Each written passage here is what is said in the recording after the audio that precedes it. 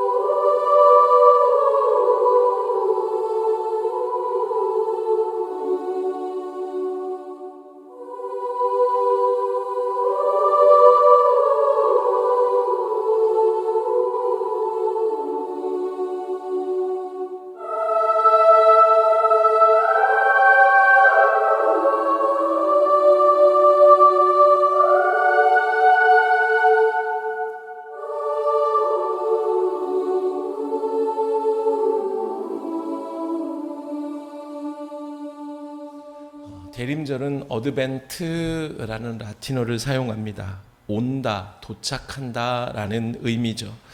그래서 그리스도의 오심을 뜻하고 있습니다. 주님의 탄생을 미리 기대하며 자신을 가다듬는 것을 그 본질로 하는 성탄절 전 4주간을 대림절이다라고 하고 우리는 그것을 지키고 있습니다.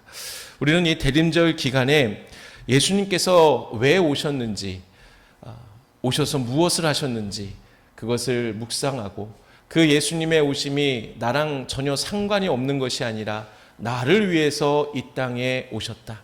여러분 혹시 들어오실 때 현수막 보셨습니까? 네, 거기에 혹시 문구 있는데 기억나세요?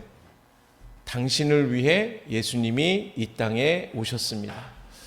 나를 위해서 이 땅에 오신 그 예수님, 성육하신 그 예수님을 우리가 묵상하고 우리의 마음을 다지는, 준비하는 그 기간이 대림절 기간이니 우리가 이번 한 주 이 땅에 오신 주님을 더욱더 소망하고 또 기대하고 또 감사하는 마음으로 하나님 앞에 나아가는 한 주가 되기를 주님의 이름으로 축복합니다. 우리 말씀의 제목 한번 읽어볼까요? 다시 시작. 네, 그 사이에 저는 사실 이 한 문구가 더 넣어야 했는데요. 벤츠, 샤넬보다 우리에게는 비교할 수 없는 이것이 있습니다 라는 것이 오늘 제목이에요. 벤츠 무엇입니까? 자동차죠. 일반 자동차가 아니라 비싼 차입니다. 고급 자동차입니다. 샤넬은 무엇입니까? 뭐 백이든 화장품이든 옷이든, 그죠? 이것도 비싼 것에 속하죠.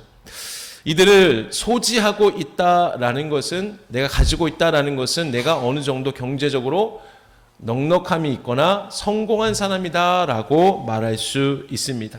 그런데 이와 비교할 수 없는 것이 우리에게 있습니다. 그것이 무엇일까?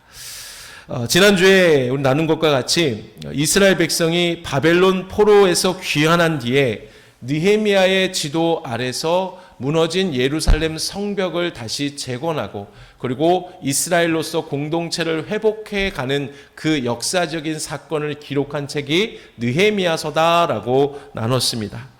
오늘 본문이 있는 9장 1절에서 10장 39절까지에는 바로 이 신앙 공동체를 다시 세우는 이스라엘과 하나님과의 언약을 다시 갱신하는 내용을 담고 있어요.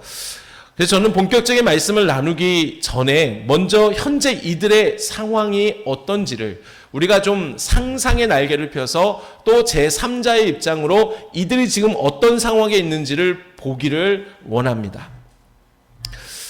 자, 오늘 말씀해 보면 먼저 1장부터 7장까지는 앞에서 말씀드린 대로 열심히 예루살렘 성벽을 재건하고 완료합니다. 그리고 8장에 들어서면 이들은 가장 먼저 성벽이 완성됐구나 하고 기쁨의 축제를 하는 것이 아니었어요.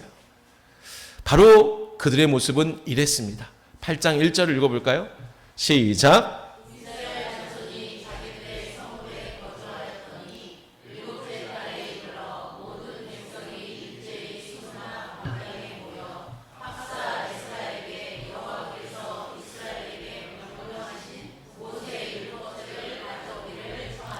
아멘. 성벽 재건이 완료되었기에 겉으로 보기에는 예루살렘은 회복된 것 같았습니다. 그러나 그들의 얼굴에는 성취의 뿌듯함은 있었지만 영혼에는 여전히 공허함과 죄책감과 정체성의 혼란이 남아 있습니다. 이를 이스라엘 백성들은 스스로 알았어요.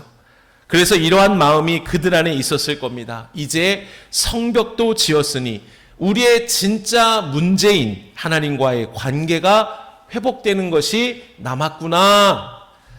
이들은 누가 시키지도 않았는데 수문 앞에서 스스로 에스라에게 율법 책을 읽어주세요라고 요청하고 있어요. 그리고 새벽부터 정오까지 하나님의 말씀을 계속 듣습니다. 그 후 이들의 울부짖기 시작해요. 여기서 저기서 흐느끼기 시작합니다. 왜 울었을까요? 그들은 말씀하면서 진짜 회복이 필요한 곳이 성벽이 아니라 자신들의 마음이라는 것을 보았기 때문입니다. 그리고 이들에게 느헤미야가 울지 마라. 여호와로 인하여 기뻐하는 것이 너희의 힘이다라고 그들을 위로합니다. 이들은 비로소 그들의 슬픔을 거두고 큰 기쁨으로 절기를, 특별히 초막절, 성회를 지키는 것이 바로 8장 마지막 절까지 기록하고 있어요. 자, 그래요. 큰 기쁨으로 초막절을 다 지킨 후에 또 하나의 중대한 사건이 발생하는데 그게 9장 1절입니다. 읽어볼까요? 9장 1절 시작. 금식하며 굵은 배의 옷을 입고 티끌을 무릅쓰며 아멘. 이들이 지켰던 절기가 유대력으로 7월 22일에 모두 마쳤기 때문에 방금 읽은 9장 1절에 스무 나흔날 즉 24회 4일은 성회가 다 끝난 시점이에요. 그러면 다들 본래의 집으로 돌아가기만 하면 됩니다. 그런데 이스라엘 백성들은 지금 또다시 금식하며 베옷을 입고 있습니다. 이게 무슨 의미죠? 무엇을 상징하죠? 회개하는 모습이에요. 그러니 이들의 모습은 회개하고 있다? 아니 왜 돌아가야 되는데 왜 거기에서 머물러 있었을까? 왜 회개하고 있었을까? 여러분 이들의 절기는 기쁨의 절기로 지켰어요. 바로 앞에까지. 만일 절기를 지킨 것으로 모든 것이 다 끝났고 돌아갔다면 그들은 단지 율법에 나타난 하나님의 말씀을 깨닫고 절기를 지킨 것밖에 되지 않아요. 그러나 이들은 한 걸음 더 나아간 거예요. 그들은 절기를 마치고 일상으로 돌아가야 했지만 그 모든 것을 다 제쳐놓고 하나님 선택하신 백성으로 합당한 모습으로 다시 회복되기 위해서 그들이 다시 모인 것이에요. 이들은 무엇을 했습니까? 9장 2절부터 쭉 보시면 3시간 동안 하나님의 말씀을 또 들어요. 그리고 또 3시간 동안 하나님 앞에 나가 회개합니다. 기도합니다. 그들의 모든 죄를 다 토해냈어요. 그들은 자신들의 조상이 어떻게 우상을 섬겼고 말씀을 버리고 선지자를 죽이고 근데 또 그때마다 하나님이 어떻게 용서하시고 건져내셨는지를 그 장구한 역사를 모두 다 고백하고 있어요. 9장 2절부터 쭉 보면 이렇게 다 나와요. 과거의 죄와 실패를 그대로 두지 않고 공동체의 뿌리부터 다시 깊게 갈아엎는 중이라는 모습이에요. 그리고 마지막으로 9장 마지막 절에 보면은 그들은 이렇게 선언합니다. 우리가 하나님과 새 언약을 맺겠습니다. 9장 38절을 세 번역본으로 읽어볼까요? 시작.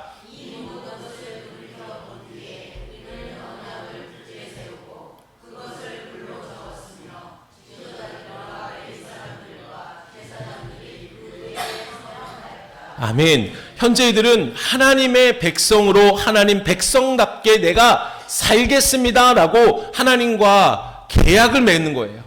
언약을 다시 갱신하고 언약을 다시 세우는 장면입니다. 여러분, 지금까지 오늘 본문의 상황이 어떤지를 우리가 좀 제3자의 입장으로 좀 보았습니다. 지금의 분위기가 어떤지 짐작이 되십니까? 전혀 안 됩니까? 다시 시작하겠습니다. 8장 1자 읽을까요? 여러분, 이해가 되세요? 분위기가 어떤지 아시겠어요? 오늘 말씀을 통해 함께 나누고 싶은 것이 있어요. 가장 먼저 여러분 앞에서 우리가 8장과 9장의 상황과 분위기와 배경을 보았는데요. 그런데 자세히 보면 이들이 지킨 절기, 즉 나팔절 또 초막절을 준수하고 언약을 갱신하는 모습에서 하나의 공통점을 발견하게 됩니다. 그것은 곧 절기를 준수하거나 언약을 갱신하는 그 근거가 자신의 감정에 있는 게 아니라 뭐에 있는 거예요? 율법에 있었다라는 거예요. 여기에 두고 있다는 것이 바로 율법이라는 겁니다. 즉 당시 이스라엘 백성들은 에스라의 율법 낭독을 시작으로 나팔절을 지키며 회개했습니다. 율법을 연구하여 어떻게 초막절을 준수해야 되는지 배우고 그대로 준수했어요. 또 초막절 기간 내내 에스라가 들려주는 율법을 들었습니다. 8장 18절 읽어볼까요? 8장 10 시작. 하나님의 율법책을 낭독하고 무리가 이레 동안 절기를 지키고 여덟째 날에 규례를 따라 성회를 열었느니라. 아멘. 에스라가 율법책을 낭독했어요. 7일 동안 초막절 내내 낭독했어요. 낭독했다는 것은 본인이 말씀만 읽고 끝났다는 거예요? 주변 이스라엘 백성들이 다 그 말씀을 들었다라는 거예요. 언약을 갱신할 때도 자신과 조상들의 죄를 자백하기에 앞서 이들은 뭐 했습니까? 3시간 동안 율법을 들었어요. 9장 3절 전반부를 한번 읽어볼까요? 시작. 이날에 낮 4분의 1은 그 자리에 서서 그들의 하나님 여호와의 율법책을 낭독하고 아멘.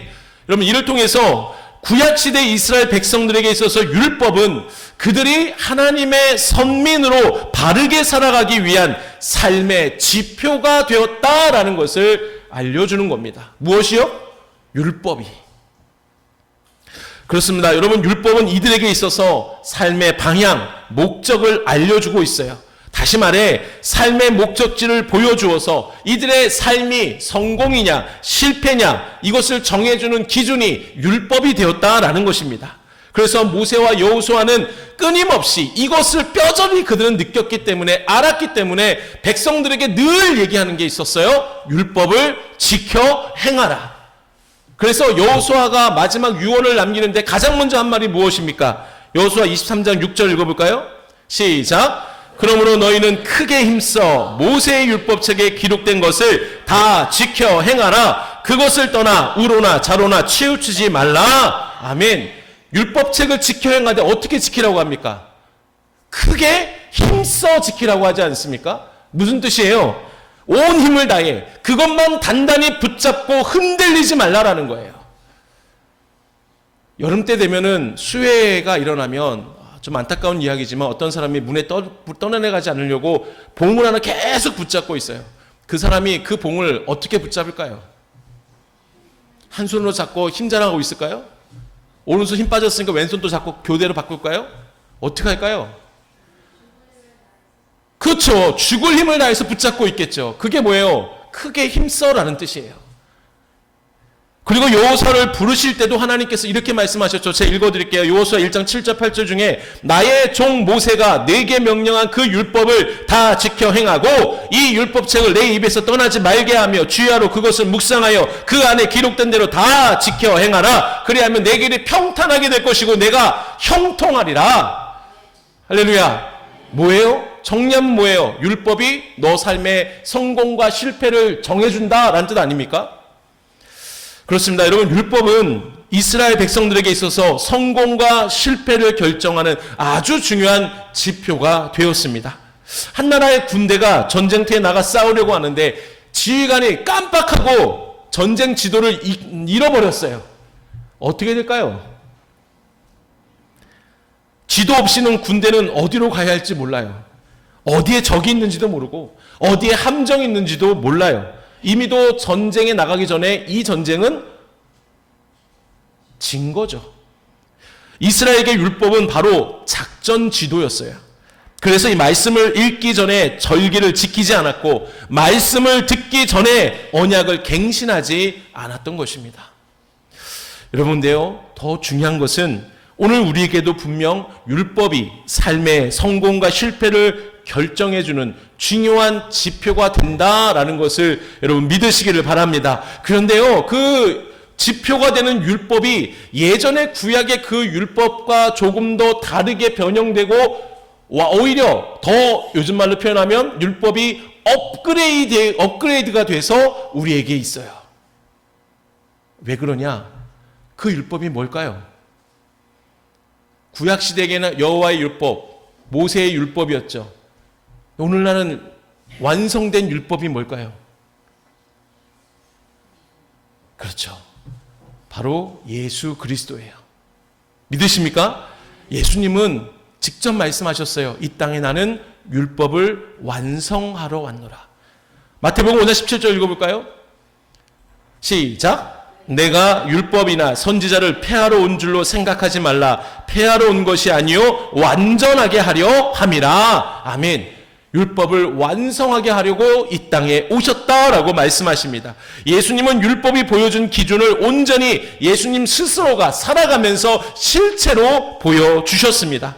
다시 말해 율법이 가리키고 있는 목적과 요구들을 예수님 자신이 사람의 삶 가운데 직접 들어가 살아가시면서 이루시고 드러내심으로써 그 뜻을 온전히 실현, 율법이 삶으로 실현, 누구를 통해서? 예수님을 통해서 하셨다라는 겁니다. 할렐루야.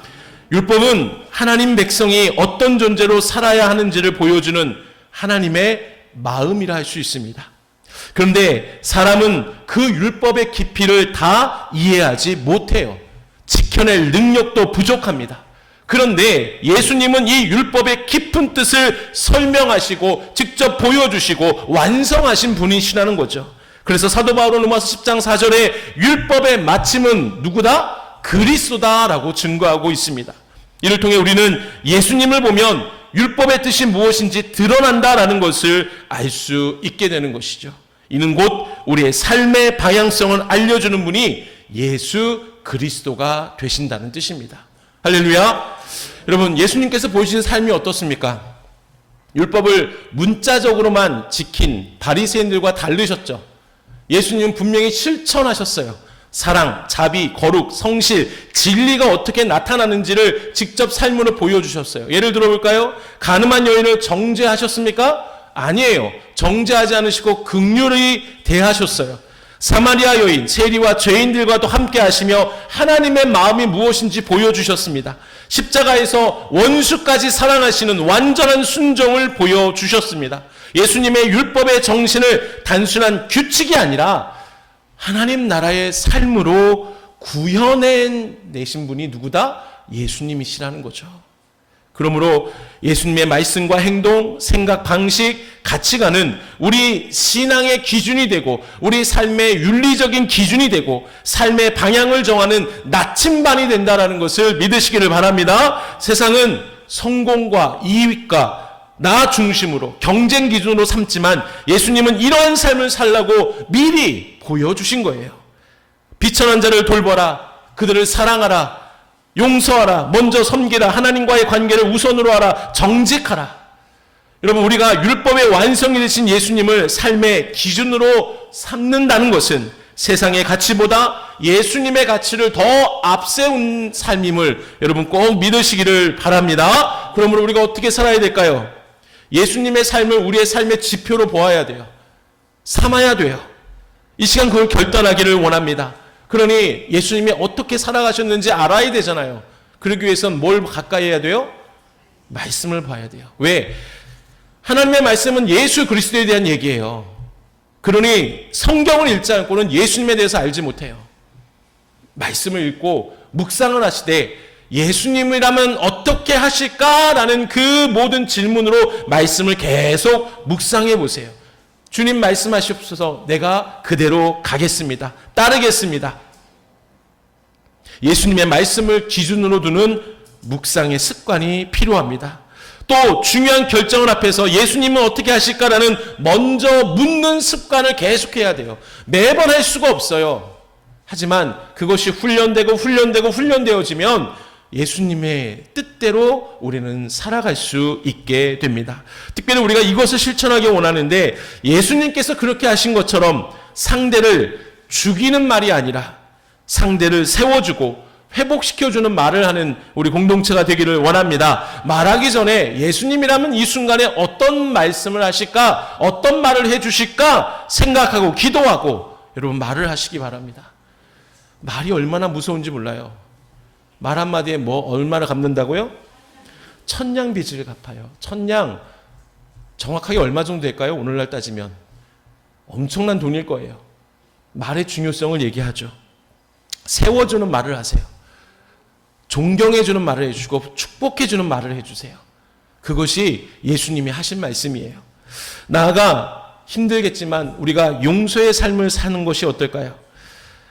진정 예수님께서 우리의 삶의 성공과 실패를 결정하는 기준이 되는 율법을 완성하셨음을 믿는다면 예수님처럼 우리도 용서의 삶을 살아야 합니다. 나를 불편하게 하는 사람에게 친절을 베풀어 보시기 바랍니다. 용서해야 할 사람이 있다면 아무런 자격도 없는 나를 십자가에서 용서하신 예수님을 바라보며 용서하는 마음을 가지시기를 바랍니다. 제가 몇번 남전도의 분과 나눈 이야기인데요. 얼마 전에 밤 12시에 전화가 왔어요. 자고 있는데 전화를 몽롱한 상태로 받았죠. 그러면서 스트레스 사주되시죠? 뭔가 상기된 말이에요. 뭔가 문제가 발생했구나. 아니 차를 여기다 주차하시면 어떡합니까? 지금 응급차가 못 들어가고 있어요. 깜짝 놀랐어요. 그래서 죄송합니다. 전 딱 응급차 못 들어간다니까. 그래서 깜짝 놀라서 바로 튀어내려갔죠. 근데 여러분 응급차가 오면 막 정신산만하지 않습니까? 너무나 조용했어요.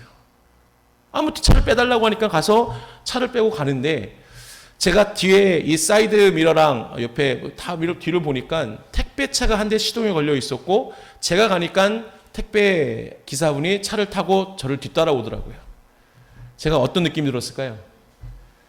요놈 봐라.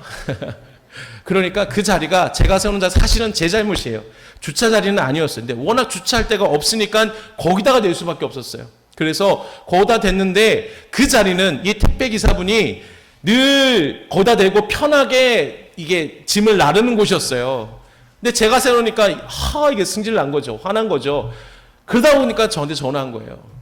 거짓말로. 응급실. 제가 그거를 딱 간파하고 전화를 걸었어요. 안 받아요. 계속 끊어요. 그래서 저는 이제 봤는데 그 차가 사실은 어떤 차인지도 알아요. 왜냐? 제가 새벽 예배 나올 때마다 항상 마주치는 차예요. 근데 그날은 왜 12시에 거기 있는지 잘 몰랐는데 그래서 아무튼 전화를 했는데 안 받아요. 화가 나요, 막. 근데 그럼에도 불구하고 제 마음속에 하나님 참아야겠죠? 참았으니까 제가 여기서 얘기하죠. 안 참았으면 경찰서일 수도 있어요. 예. 그래서 하나님 참아야겠죠. 근데 그게 참는 게 쉽지 않아요. 용서하는 게 쉽지 않아요. 왜냐하면 아직도 제가 아까 말씀드렸죠. 새벽마다 만난다고 그 차를 볼 때마다 마음속에 꿈틀거려요. 내려서 가서 한마디 할까? 언제 몇 시 몇 분에 당시 전화했죠. 심지어는 어떤 생각도 했었냐면 그때 당시 어떤 생각이 냐면 그 사람이 새벽에 일을 하니까 오후 2, 3시면 자고 있겠지. 그때 내가 전화해서 차 빼세요! 응급차 못 들어가고 있어요! 라고까지 말할까 생각도 해봤어요. 하지만 하나님 뭐라고 하십니까? 그것마저 참으라 라고 하시죠. 지금까지 아직은 볼 때마다 다 치유가 되지 않았기 때문에 꿈틀거려요, 계속. 이렇게. 여러분, 용서는 쉽지 않아요. 알아요. 하지만 우리가 예수님이 십자가에서 참으셨기 때문에 내가 구원받았잖아요. 예수님이 승질나셔서 이놈들 봐라! 십자가에 같이 내려오셔서 한 말씀으로 다 무너뜨렸으면 어떻게 됐을까요? 우리가 지금 구원받았을까요? 아니죠. 여러분, 용서는 어려워요. 하지만 예수님이 하셨기 때문에 용서의 삶을 사시기를 주님의 이름으로 축원합니다. 옆에 분들 인사합시다. 날마다 예수님을 기억합시다. 주여, 제 이야기를 잊어버리시고 여러분 예수님을 따라 살기로 결단하시기 바랍니다. 아멘. 그것만 기억하세요. 한 가지만 더 보면요, 여러분 9장의 내용을 앞에서 잠시 나눴는데 이스라엘 백성들이 자신과 조상의 죄를 하나도 빠짐없이 자백하며 회개하는 장면이 9장에 전체적으로 나오고 있어요. 하나님은 아브라함을 부르셨어요. 가나안 땅을 후손에게 주시기로 언약을 맺으십니다. 그리고 그 언약을 신실하게 지키셨습니다. 또한 하나님은 애굽을 출애굽 사건을 통해 이스라엘 백성들을 또 구원해 주셨어요. 왜요? 아브라함과 맺은 언약 때문이죠. 그런데 이스라엘은 목을 곧게 하고 불순종하고 우상을 만들었어요. 하나님은 그럼에도 불구하고 은혜와 긍휼을 베푸셔서 그들을 멸하지 않으셨어요. 왜? 언약을 맺으셨기 때문이죠. 광야 40년 동안 옷과 발이 해지지 않았고 성령으로 인도하셨으며 만나와 물을 공급해 주셨습니다. 그리고 가나안 땅에 들어가게 하셨죠. 거기에서 견고한 성읍을 주시고 포도원과 우물과 풍성한 토지를 주셔서 풍성한 삶을 살 수 있도록 하게 하셨습니다. 그런데 여러분, 우리가 알고 있는 사사시대를 기억해 보세요. 이스라엘은 다시 율법을 버리고 선지자들을 죽이는 악을 범했습니다. 하나님은 이때마다 깨닫게 하시려고 징계하시되 이들이 회개할 때 구원자들을 보내주셔서 회복시켜 주셨습니다. 왜요? 언약을 맺으셨기 때문이에요. 지금까지 이 9장에 기록된 이스라엘 역사를 잠깐 나눴는데 하나님과 이스라엘 백성 간에 분명 언약이 있었는데 계속해서 그 언약을 지키지 않는 쪽이 이스라엘이었습니까? 하나님이었습니까? 이스라엘이었어요. 여러분, 요즘 계약할 때 반드시 필요한 것이 물론 지장도 하지만 뭐가 필요해요? 인감 도장이 필요하죠. 하나님과 이스라엘이 예전에 인감 도장을 찍었어요. 당시 고대 근동에 언약을 맺는 방법 아시죠? 동물을 가져와서 반을 잘라요. 그리고 언약과 언약을 맺는 두 사람이 그 동물 사이를 왔다 갔다 지나가요. 무슨 뜻인 줄 아세요? 이 언약을 누구라도 지키지 않는 사람은 동물처럼 죽임을 당할 것이다 라는 그 언약 맺는 방법이었어요. 자, 그러면 지금까지 이스라엘이 계속해서 언약을 지키지 않았죠. 그렇죠? 그러면 그들은 이미도 이 땅에서 사라져야 했어요. 다 멸절을 당해야 했어요. 그러나 하나님은 그렇게 하지 않으셨다라는 겁니다. 그들이 잘못된 길을 갈 때 참고 기다리시다가도 도저히 안 되겠다 싶으면 징계를 통해 올바른 길로 가게 하셨습니다. 그리고 다시 언약의 길로 가게 하셨습니다. 이런 하나님에 대해서 오늘 본문에서 이렇게 증거하죠. 31절 읽어볼까요? 본문 31절 시작.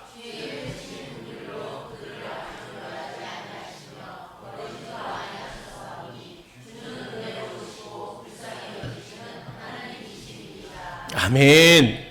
이런 하나님의 성품으로 이스라엘은 지금까지 살아있는 거죠. 그런데요, 이러한 언약을 지키지 않는 사람들을 향한 용서와 기다림의 은혜와 불쌍히 여기시는 이 마음이 가득하신 하나님은 언약 당사자인 이스라엘처럼 언약을 매번 어기는 것이 아닌 하나님은 신실하게 그 언약을 지키시는 분이다라는 것이 이 말씀 이전에 전제되어 있는 거예요. 신실하신 하나님, 언약을 반드시 지키시는 하나님은 주의 크신 긍휼로 그들을 멸하지 않으시고 은혜를 베풀어 주시고 그들을 불쌍히 여겨주신다라는 분이 누구라고요? 하나님이시라는 겁니다. 그러니 이 은혜가 있기 전에 우리가 반드시 잊지 말아야 할 게 뭐예요? 하나님은 언약을 반드시 지키시는 분이다라는 뜻이죠. 할렐루야. 그래서 하나님 그들을, 이스라엘을 용서해 주시고 인도해 주셨습니다.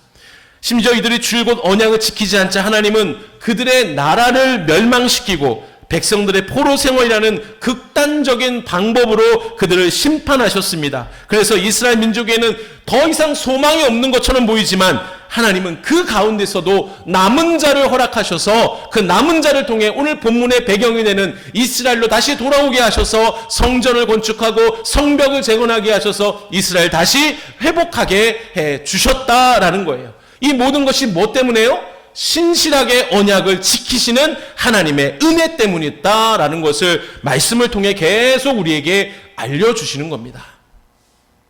여러분, 하나님은 언약에 신실하신 분이심을 믿으시기를 바랍니다. 한 번 하신 약속은 반드시 지키시고 이행하시는 분입니다. 이를 위해 이스라엘을 지금까지 인도하셨습니다. 그런데 여기서 너무나 중요한 사실이 뭐냐? 하나님께서 언약에 신실하신 분이라는 사실이 우리에겐 너무나 큰 은혜이고 소망이 된다라는 점입니다. 왜 그럴까요? 오래전 이스라엘과 약속하신 언약이 이제 우리에게 이어져 있어요. 그리고 그래서 우리가 연약함에도 불구하고 하나님의 언약에 대한 신실하심으로 인해서 하나님의 구속사는 단 한순간도 끊어지지 않았어요. 진행되어 왔고 완성되었습니다. 믿으십니까? 그 언약이 곧 예수 그리스도의 십자가이며 예수께서 십자가에서 죽으시고 다시 우리를 위해 하나님께서는 그 예수를 살려주심으로 언약을 성취하셨다라는 거예요. 하나님께서 언약을 신실하게 지키시는 분임을 믿는다면 예수님을 통해 말씀하신 영원한 하나님 나라, 새 하늘과 새 땅, 즉 천국은 반드시 있고 반드시 이루어진다는 사실이 우리에게는 소망이 된다라는 사실입니다. 할렐루야. 여러분, 하나님 약속 안 지키시는 분입니까? 약속을 지키시는 분이죠. 그 하나님께서 예수님을 보내주셨고 예수님이 뭐라고 하십니까? 천국에 대한 소망을 계속 말씀하지 않으십니까? 그러면 그 천국의 소망이 진짜입니까? 가짜입니까? 진짜라는 거예요. 그래서 천국은 성도들이 바라만 보는 소망이 아니라 이미 약속을 반드시 지키시는 하나님께서 보증하신 미래의 현실이라는 것입니다. 할렐루야.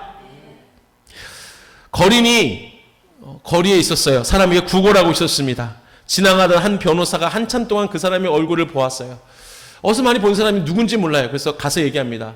혹시 나 아십니까? 그러니까 그 거지가 얘기해요. 당연히 알죠. 같은 반 학생이었습니다.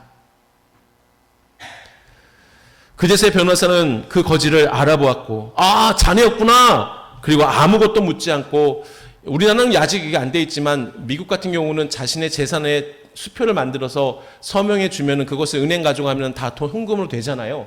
$100 수표를 써서 주었다고 합니다. 이것을 가지고 새로 시작해보게. 과거 일에는 마음 쓰지 않네. 중요한 것은 미래니까 이것을 가지고 힘을 내라고. 그 거지는 거듭 감사했고 수표를 바꾸기 위해 은행으로 갔습니다. 그때 그는 문 앞에서 유리문을 통해서 잘 차려입은 고객들과 깨끗한 은행 내부를 보았습니다. 그리고 이러한 실망이 생겼습니다. 그들은 이 수표를 받으려 하지 않을 거야. 내가 이 수표를 주었을 때 아마 고발할지도 몰라. 도둑질했다고 나를 신고할지도 몰라. 그 거지는 터덜터덜 돌아설 수밖에 없었습니다. 다음날 변호사는 친구의 모습에 변한 게 없음을 보고 또 실망했습니다. 내가 준 수표는 어떻게 했는가? 도박했어? 술 먹었어? 거리는 자신의 주머니에서 수표를 빼서 주었습니다. 그리고 왜 현금으로 바꾸지 못했는지를 다 설명했습니다. 이때 변호사가 말했습니다. 들어보게 친구. 그 수표를 보증하는 것은 자네의 옷이나 자네의 외모가 아니라 나의 서명일세. 다시 가서 현금으로 바꾸게라고 말해 주었다고 합니다.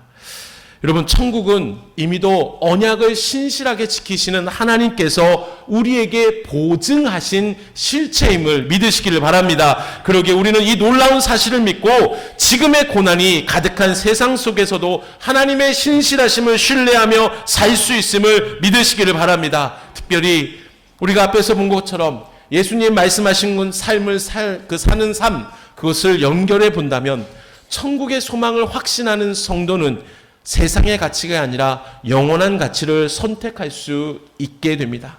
손해보는 선택을 할 수도 있고요. 용서가 어려워도 예수님을 바라보며 용서할 수 있고, 명예와 돈과 성공보다 하나님 나라를 먼저 구하는 삶, 매일의 선택이 하늘나라 시민다운 선택을 살아가는 삶을 우리는 이 천국 소망 때문에, 특별히 언약을 반드시 지키시는 하나님의 보증하시는 그 천국의 소망을 믿는 성도들에게는 이러한 선택을 할 수 있게 되는 것이죠. 그래서 여러분, 우리에겐 벤츠, 샤넬, 루이비통은 없지만 우리에겐 이와 비교할 수 없는 천국 소망이 있기 때문에 이 세상을 우리는 살아갈 수 있습니다. 할렐루야. 그러니 이 믿음으로, 천국의 소망이 반드시 있음을 믿음으로 이 땅 가운데 승리하는 삶을 사시기를 주님의 이름으로 축원합니다. 우리가 말씀을 기억하고 함께 찬양합시다.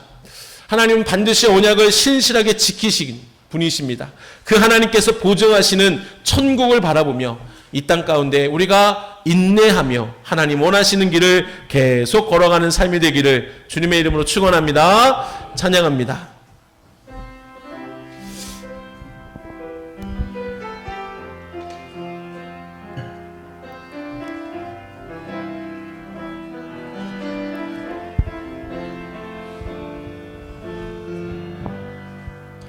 나 지금은 비록 땅을 버타며 살지라도 내 영혼 저 하늘을 디디며 사네.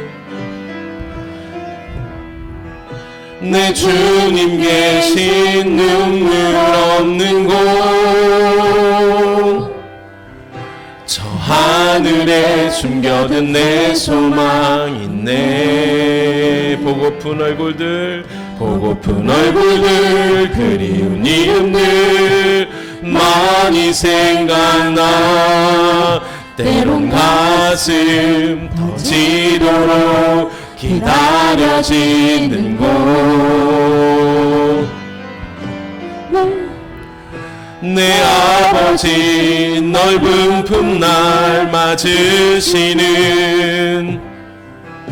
저 하늘에 쌓아둔 내 소망 있네. 주님 그 나라에 이를 때까지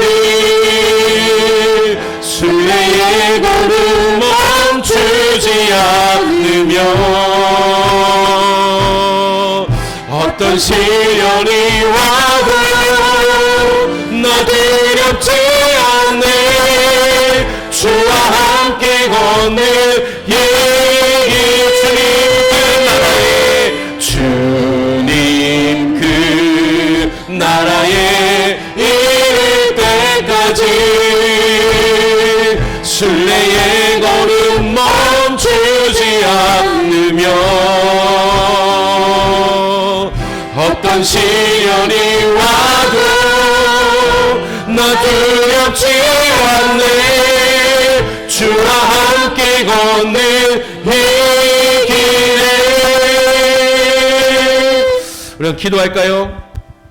이스라엘 백성들에게 율법이 삶의 지표가 된 것처럼 오늘날 우리에게는 예수님의 삶과 말씀이 지표가 됨을 믿고 예수님의 기준으로 이 세상 살아가는 용기와 믿음을 더하여 주시옵소서. 또한 우리가 이 세상에서 힘들고 어려운 삶을 살지만 언약을 신실하게 지키시는 하나님께서 보증하신 천국이 있음을 믿고 오늘도 하나님의 기준대로 한 걸음 한 걸음 걸어가는 삶이 되게 해달라고 이 시간 주여 한번 주시고 기도하겠습니다. 주여, 살아계신 아버지 하나님, 오늘도 우리에게 귀한 말씀을 허락하심을 아버지 하나님 감사를 드립니다. 하나님, 그렇습니다. 하나님, 율법이 이스라엘 백성들에게 삶의 지표가 되었습니다. 율법을 통하여 사는 삶이 성공과 실패를 정해주는 기준이 되었습니다. 하나님, 오늘날 우리에게도 그 율법을 허락하셨습니다. 예수 그리스도가 율법이십니다. 예수 그리스도가 율법을 완성하셨고 직접 보여주셨기에 때에 우리도 하나님 그 예수님의 삶을 따라 살게 하여 주시옵소서. 하나님, 우리가 온전히 사람을 세우는 말을 하는 자가 되기를 원합니다. 하나님, 용서하기를 원합니다. 세상을 추구하는 것이 아니라 하나님의 것을 추구하는 삶이 되기를 간절히 원합니다. 하나님, 우리가 그렇게 살아가게 하여 주시옵소서. 또 하나님은 언약을 신실하게 지키시는 분임을 이스라엘의 역사를 통해서 우리가 보았습니다. 하나님, 그렇게 언약에 신실하신 하나님께서 이미도 예수 그리스도를 통해서 언약을 성취하셨고 또 아버지의 천국의 소망이 돼서 말씀해 주셨습니다. 보증하셨습니다. 그러게 하나님, 우리가 천국 소망이 확실히 있음을 믿고 이 땅에서 비록 어렵고 힘들지라도 예수님을 믿는 삶이 비록 지치게 할 수 있지만 하나님, 천국 소망이 있음을 믿고 오늘도 인내하며 살아가는 우리가 되게 하여 주시옵소서. 하나님, 이스라엘에게 있어서 삶의 성공과 실패의 기준이 하나님의 율법임을 보았습니다. 하나님, 이제 그 율법이 우리에게 기준이 됩니다.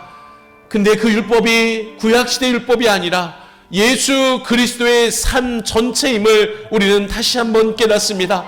하나님, 그러기에 예수님 따라 살아가게 하여 주옵소서. 예수님 하신 말씀대로 말을 하고 예수님 하신 대로 용서하고 인내하며 세워주는 우리 삶이 되게 하여 주시옵소서. 세상의 가치를 추구하는 자들이 아니라 하나님의 나라를 추구하는 삶이 되게 하여 주시옵소서. 하나님은 언약의 신실하신 분임을 믿습니다. 지금까지 이스라엘 역사를 통해서 우리의 삶을 통해서 보면 하나님은 약속하신 대로 성취하시고 이루시는 분임을 믿습니다. 그 하나님께서 천국을 보증하고 계시오니 주여, 우리가 이 땅에 살면서 때론 어려움이 올지라도 천국 소망을 바라보며 인내하며 이 순례의 길을 기쁨으로 걸어갈 수 있도록 주님 역사하여 주시옵소서. 지금은 예수 그리스도의 은혜와 하나님의 크신 사랑하심과 성령 하나님의 인도 교통하심이 오늘 말씀을 듣고 내가 예수님 따라 살겠습니다, 천국의 소망을 바라보며 살겠습니다 결단하는 우리 모든 믿음의 성도들 머리 위에, 저들의 가정과 일터 위에 영원토록 함께 하실 것을 간절히 축원하옵나이다. 아멘.